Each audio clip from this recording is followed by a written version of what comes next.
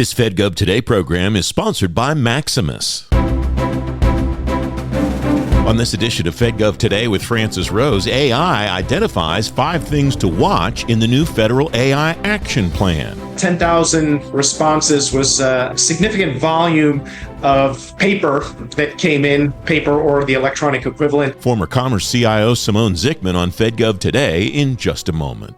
Uniting program strategy, advanced technology, process, and execution for a more efficient government. That's Maximus. Every program, every service, every time. That's innovation forward. Learn more at maximus.com/federal. A new federal AI action plan is coming from the Trump administration. It got more than 10,000 responses to a request for information about developing the plan. Simone Zickman's president and co-founder of Cambio Digital Transformations. He's former chief information officer at the Department of Commerce. Simone, welcome. It's great to see you again, my friend. You detected 5 shared themes and priorities, you call them, among the responses to the action plan. What jumped out at you among either those 5, the rest of the 10,000 and some responses that came in, or any of it? Welcome, Simone. I'll be happy to chat about those at length as we go on. The first thing I want to do, though, is not take exclusive and personal credit for detecting those themes. 10,000 responses was a significant volume of paper that came in, paper or the electronic equivalent. And so I actually used ChatGPT to help do an analysis. All 10,068 actually responses. Far too much information for me to have read, digest, and processed in the time that I gave myself to do that. It was really something I wanted to do over the weekend after the responses were published. So ChatGPT was very helpful for digesting, distilling, and analyzing the data. A forward thinker like you, I would be disappointed if you didn't use an AI tool to analyze 10,068 responses. But among these 5, the first one is demand for strong government leadership and policy. And rather than having you analyze how the people responded, I'd like to put you back in your CIO chair as someone who will have to think about the artificial intelligence posture of a federal agency. What does strong government leadership and policy look like, either from an agency perspective or from a government-wide enterprise view in your mind? Ultimately, I think the goal is to maintain U.S. leadership, if not dominance, in the area of AI. There are all sorts of implications there. Some are having a robust market for technologies. It's really around building an economy around AI and empowering not just an economy building and selling AI technologies, but an AI-powered economy that goes into other sectors as well. So I think that's part of it. There certainly are additional implications relating to national security. We've already started to see a variety of AI use cases in the national security arena, whether it's information analysis in the intelligence community, whether it's AI-powered warfare on the battlefield. So there are economic security, national security issues. Some of the policy will certainly have to do with the infrastructure to support AI. These are, at least today, extremely power-intensive applications, at least for building and offering these technologies. And so there are all kinds of implications for the power infrastructure and indirectly also climate-related implications due to those energy consumptions. Another area of policy decision-making has to do with government investment. What is the government going to pay for? What is it not going to pay for? Is it a matter of subsidies? Is it a matter of maintaining or increasing investment in research and development to push the state-of-the-art forward more quickly? And then the last thing that I think we're seeing very recently, a bill being introduced in Congress, has to do with the regulation of AI as a collection of technologies. We saw in the past few days a bill introduced to essentially push off for a minimum of 10 years any regulation of AI technologies at the state level. So I think those are probably some of the very foundational areas of policy decision making that we're going to see addressed in if not in the AI action plan, likely in the AI action plan, but if not, soon thereafter.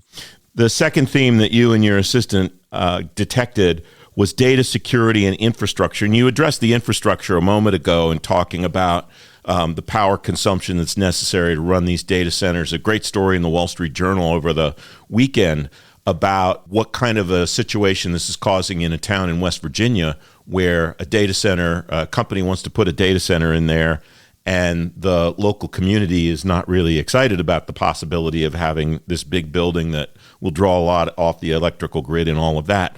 All of those conversations that you're raising are, I think, the things that people aren't thinking about as much as the capabilities that AI will deliver. Why is it important to consider all of those things this early on in the process, Simone? Well, I think part of it is because without some policy framework to provide guidance, guardrails, you can sort of choose your preferred term, things are likely to move in all sorts of different directions without effective controls, and that could have unanticipated or unintended consequences. It could positively affect some constituencies while having a negative effect on others. I think part of the importance of addressing these collection of issues is just to ensure that adequate thinking has gone into the decision making that happens. Ultimately, I think there are arguments you can make for more regulation or lax regulation, more privacy or more lax privacy. You can argue both sides of the coin in pretty much any dimension. But I think the importance of having the conversations is just to ensure that decisions are being made in a deliberate fashion rather than having things sprout or erupt in an uncontrolled fashion. Data and security are obviously things that everybody that I talk to in the federal agencies are thinking about regarding artificial intelligence. Are the best practices, in your view, that apply to data and security regarding AI the same as apply to data and security in other aspects of information technology deployment?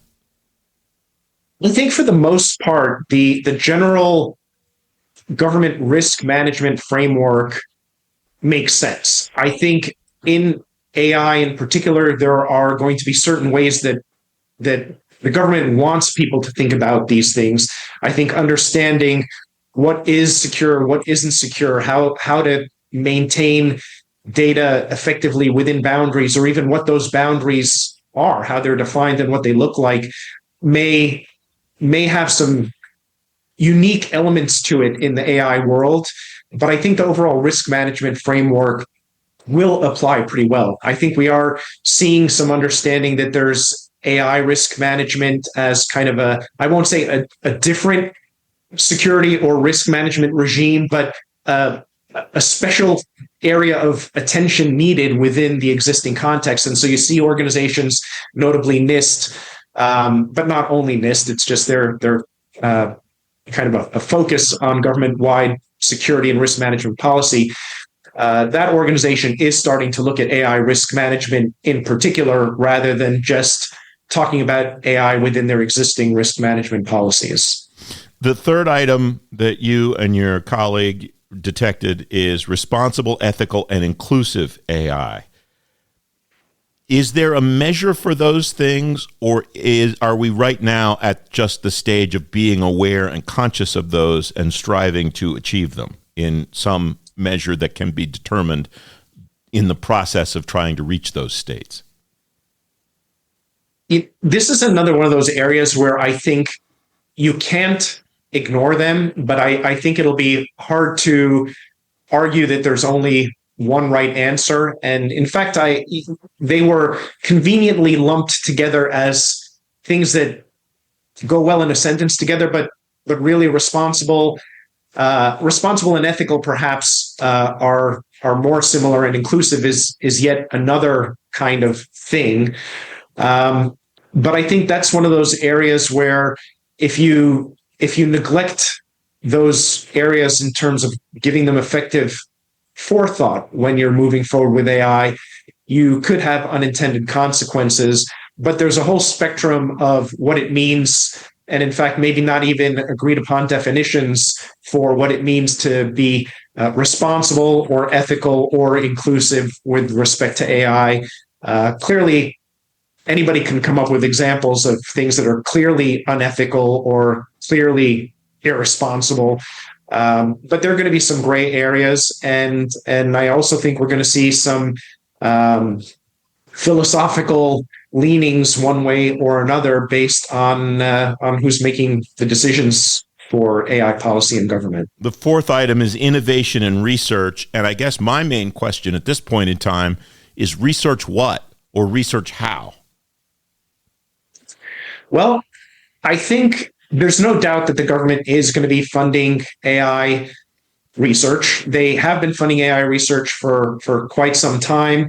And the government, not too long after the results came in for the AI Action Plan RFI, issued a new RFI for an R&D strategic plan for AI research. So I think we're definitely going to see that. I think some of the questions that I think are important are, what's the appropriate area for government to be investing in AI?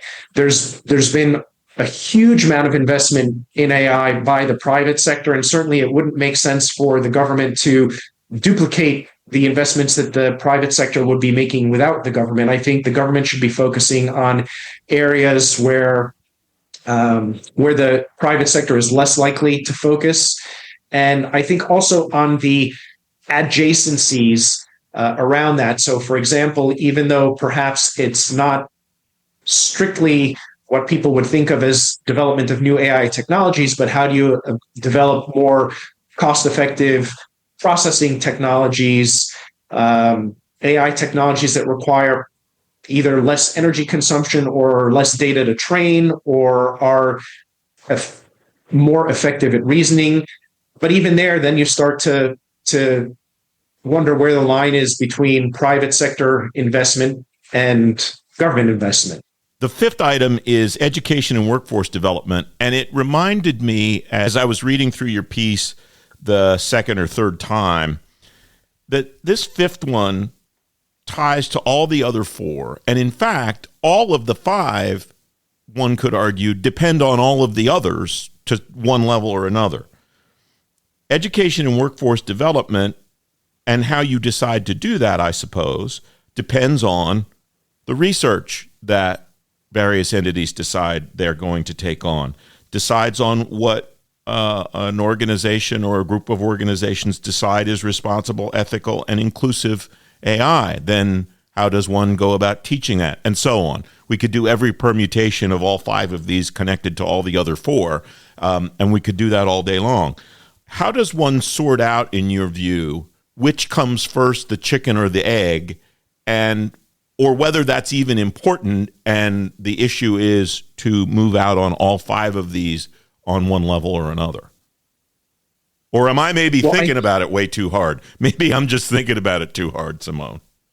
No, I think you're exactly right. And you know, the one thing that isn't clear until you dive in a little more deeply is the fact that there are two parallels when it comes to education and workforce development.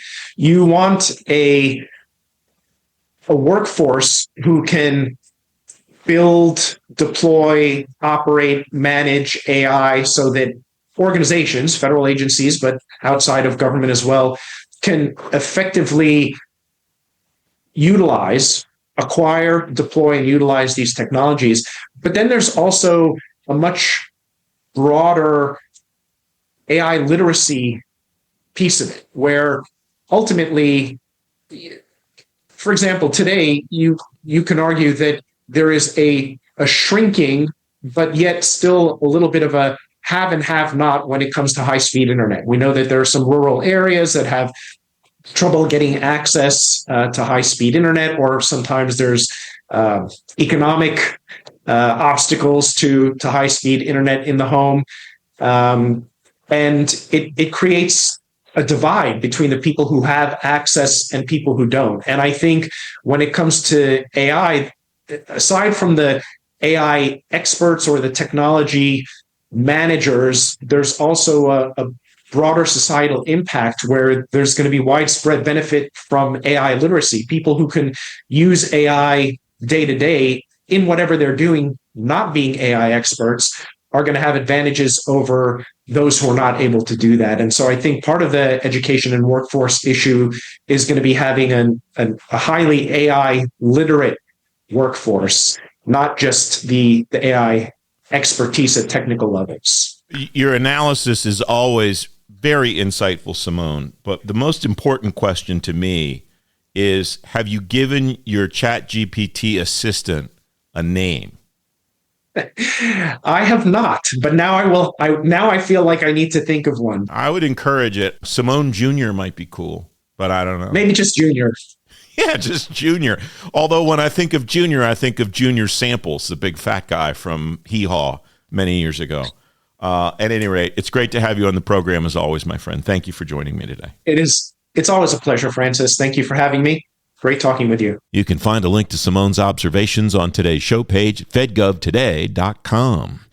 The Navy's Enterprise Research Lab's in the spotlight on the current FedGov Today TV. The commanding officer of the NRL, Captain Jesse Black, is one of my guests. You can watch the show on demand anytime at fedgovtoday.com and on the FedGov Today YouTube channel. The Pentagon's software landscape's changing pretty quickly. Some insight for how it'll affect both the software pro and the warfighter on the next FedGov Today podcast coming Thursday. You can listen to every FedGov Today podcast anytime you want on Apple Podcasts, Spotify, or on demand at fedgovtoday.com. I'm Francis Rose. Thanks for listening.